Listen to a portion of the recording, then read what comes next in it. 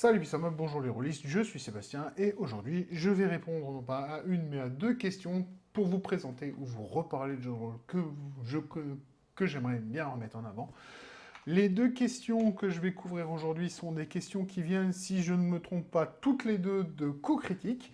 Merci à vous pour vos questions. La première question à laquelle je vais répondre, c'est un jeu que vous trouvez inutilement trop compliqué et pourquoi? Avec beaucoup de bruit à cause d'un bouquin qui tombe, je suis désolé. Le bouquin que je trouve inutilement trop compliqué, c'est Star Trek Adventure. Et en fait, on pourrait généraliser à dire tous les jeux sur le système de D20. Pourquoi? Parce que, en fait, c'est un jeu, il y a de très bonnes idées. Et comme beaucoup des jeux de D20, c'est un super univers. Mais le système est insupportable. Enfin, personnellement, pour moi, je n'arrive pas à le supporter. C'est ce que je dis. Il est insupportable pour moi parce que je n'apprécie pas, mais alors pas du tout, c'est moi qui dis ça, hein, c'est quand même énorme, la lourdeur du système. Le système est trop lourd pour pas grand-chose. Et surtout, ce que j'aime pas, c'est ce système de points que vous allez recevoir quand vous réussissez. Vous allez recevoir des points de... Alors, eux, ils appellent dans le jeu en anglais du momentum. Je ne sais plus comment ils l'ont appelé en français, ce sera marqué là. Mais dans l'ensemble, en gros, vous recevez ça quand vous faites quelque chose de bien, ou bien quand vous le faites avec plus de succès que nécessaire. Autrement dit, vous allez démarrer un système boule de neige. Et c'est ça le gros problème de ce jeu, c'est que c'est un système boule de neige. Et non pas comme le système boule de neige, boule de givre, qui sont des petits jeux à moitié narratifs qui sont sympatoches. Mais ça n'a rien à voir, c'est Snowball. C'est l'idée de à partir du moment où j'ai réussi à avoir une réussite overkill, réussite beaucoup plus forte que ce que j'ai besoin, bah, je vais recevoir des points que je vais pouvoir utiliser et réutiliser, parce qu'on peut garder une certaine partie de ces points pour investir plus tard. Et donc, l'idée c'est ça, c'est d'avoir cette pompe de points qui démarre pour pouvoir avoir des bonus, pour pouvoir mitiger les erreurs et les ratés. Et si vous ne les avez pas, vous faites de la merde. Vous allez avoir beaucoup de mal à progresser. Et en face, vous avez, et ça c'est un système que je trouve assez sympa, dans l'idée qui est de prendre des risques. Donc vous allez vous donner des malus pour avoir le droit de jeter des dés. Vous allez donner des points au MJ qui va pouvoir utiliser pour vous balancer des complications plus tard sur la route. Le problème, pareil, c'est que vous êtes obligé de... vous allez avoir une situation qui va toujours aller de pire en pire. Et l'idée de Star Trek, si vous connaissez les histoires des jeux classiques, enfin des séries classiques, pour moi ce que j'appelle les séries classiques, c'est tout ce qui a été fait avant les films de J.J. Abrams, donc tout ce qui est l'univers jusqu'à et comptant Enterprise, la série avec... donc ça va de la série originale qui suit les aventures du vaisseau Enterprise avec William Shatner et compagnie, jusqu'à la série Enterprise avec le capitaine Archer, je crois que c'était, et interprété par Scott Bakula. Et tout cela, en gros, ce qui va se passer, c'est que, bon, à part peut-être la dernière saison d'Enterprise qui essaie de faire du Battlestar Galactica, plutôt correctement, je dois le dire, mais ça change, on est sorti de la formule habituelle Star Trek, qui est, la formule qui a été utilisée tout du long, c'est l'équipe se retrouve face à un problème extérieur et doit réussir à le contourner ou à le résoudre. Généralement, c'est ça. Et ça marche très bien, et ça donne de très bonnes histoires. Il y a de très très bonnes idées là-dedans.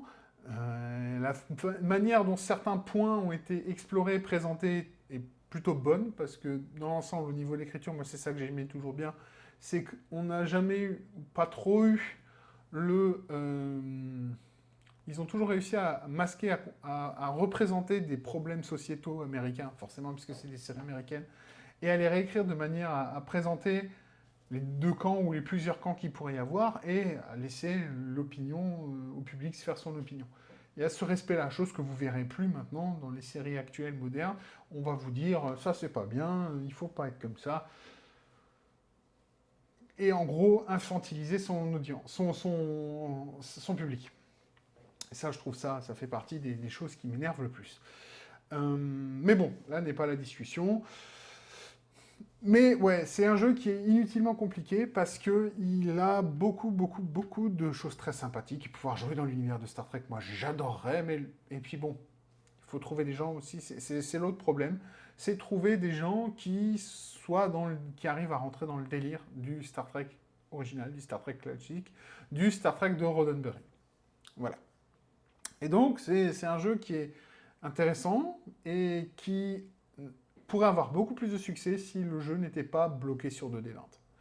Il doit y avoir d'autres jeux Star Trek, possible, mais j'aime bien la manière de création, j'aime bien la méthode de création de personnages parce que ça aide à générer le background.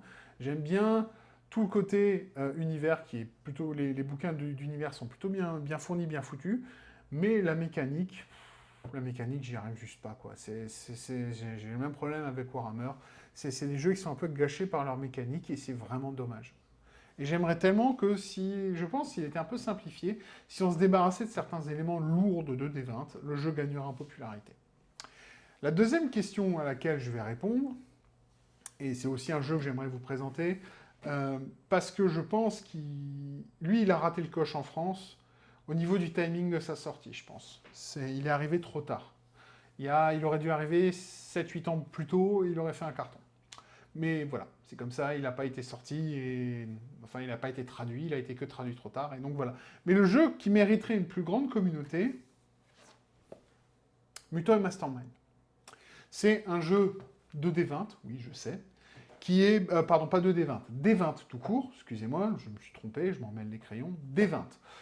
D20 qui vous parle de super-héros, et vous incarnez une équipe de super-héros, avec vous pouvez jouer du niveau local jusqu'à du niveau galactique.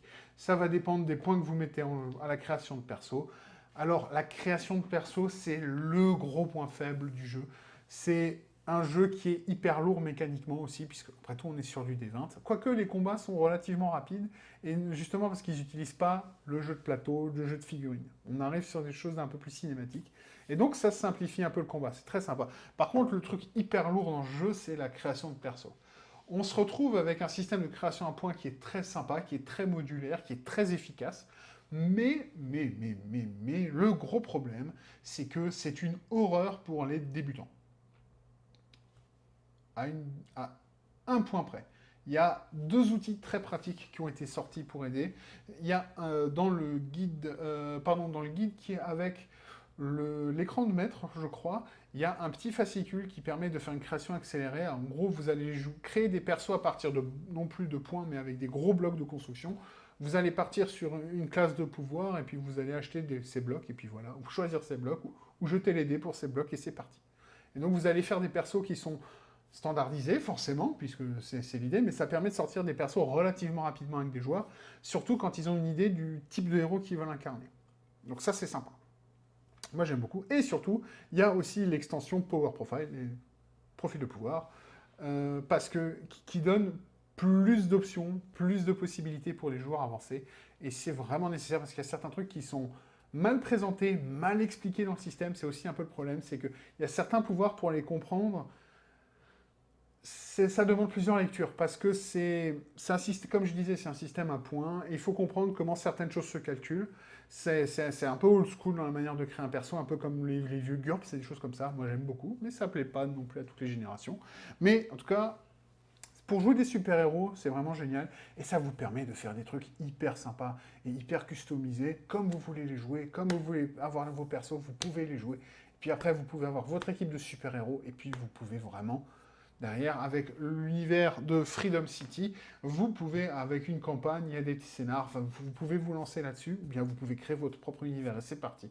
Mais c'est vraiment un super jeu, et j'aimerais bien qu'il y ait une plus grande communauté, dans le sens où il y a plus de joueurs qui y jouent, et il y a peut-être aussi des gens qui s'amuseraient à créer des choses un peu différentes, et pour essayer de sortir de Freedom City, qui est la ville américaine standard. Je pense même qu'on est... inspiré vaguement de New York, mais pas complètement, parce qu'elle est un peu plus étalée que New York, moins hyper urbanisée, je veux dire. Donc je sais pas quelle est la ville qui a servi la ville américaine qui a servi d'inspiration à Freedom City. Si vous avez la moindre idée, allez-y, partager avec moi. Enfin bon, voilà. Mais ça, c'est les deux jeux que j'aimerais vraiment mettre en avant, que j'aimerais voir plus de joueurs s'essayer à ces jeux. Il y en a un, comme dit, il faut arriver à passer outre la création de perso qui peut faire un peu peur à des débutants. Surtout si vous avez des débutants qui viennent de jeux narratifs, qui viennent de jeux hyper légers. Là, ça va vraiment leur faire peur. Il va vraiment falloir les accompagner, dédramatiser la situation, parce que c'est un jeu dont la création de perso est lourde. Et de l'autre côté, ben, il y a 2D20. Il faut sortir, il faut arriver à trouver un moyen de sortir carrément exciser les problèmes lourds, les modules lourds de 2D20 qui rendent le jeu beaucoup trop mécanique et qui fait que le jeu perd de sa fluidité. Voilà, c'est quand même super gênant. Moi, c'est le truc qui m'a beaucoup gêné. C'est mécanique. Le jeu est tellement mécanique par moment que si vous voulez appliquer les règles, ça va vous bloquer complètement. Et j'ai pas encore trouvé le moyen pour adapter, pour alléger le système et le rendre beaucoup plus simple à jouer, beaucoup plus fun à jouer, pour qu'on puisse se concentrer sur l'histoire et les défis qui sont face aux joueurs. Parce que c'est vraiment ça l'intérêt de jouer à Star Trek, c'est les défis face aux joueurs et comment ils peuvent inventer les choses, comment ils peuvent trouver des solutions, alors que j'ai l'ordi de mon boulot qui bip alors qu'il est midi passé, c'est pas bien. Enfin bon, passons. Voilà, j'espère que ces jeux-là, enfin, que ces deux questions auront peut-être rendu curieux certains sur ces jeux et peut-être envie de répondre à ces questions. Si vous avez envie de répondre à ces questions, n'hésitez pas, hein, allumez votre téléphone, enregistrez-vous comme certains le font et ça suffit, il n'y a pas besoin de plus, vous prenez pas la tête. L'important c'est de partager les idées, partager parfois aussi nos opinions et puis pouvoir donner d'autres idées à d'autres, faire découvrir d'autres jeux à certains et puis voilà. Je pense que j'ai fait le tour sur les deux questions que je voulais couvrir aujourd'hui.